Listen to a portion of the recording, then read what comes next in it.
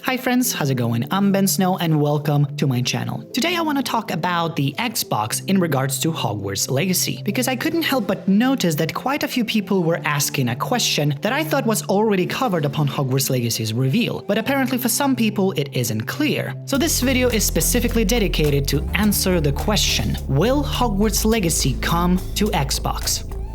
And the answer is very simple, yes.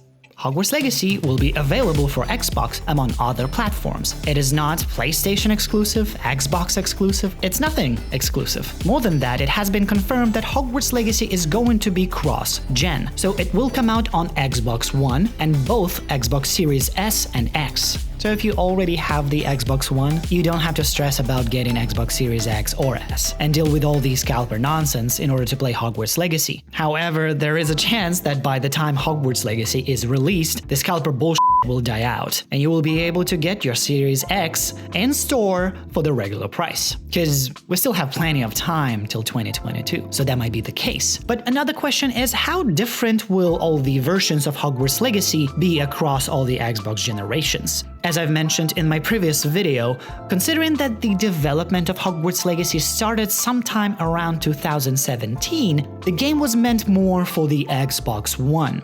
So I'm sure it will run perfectly on all the now last-gen platforms, but at the same time the now current-gen platform versions of Hogwarts Legacy will get some sweet upgrades. So the Xbox Series X version will of course be the top one. There will probably be some graphic improvements, the game will run at a higher and more stable frame rate, and of course the load-in times are going to be super fast. At the lower end, we will have the Xbox One version, but at the same time, I feel like this version won't feel much of a downgrade. The biggest difference would be the load-in time, but I'm sure it will run absolutely fine on the Xbox One. And also, I think there might be a third middle version for Xbox Series S, because it seems to me that, correct me if I'm wrong, Series S is just a digital version of Xbox One X, which is now considered a last-gen console. So I think the Series S version will have slightly longer load-in times than on Series X, but the visuals are going to be pretty similar.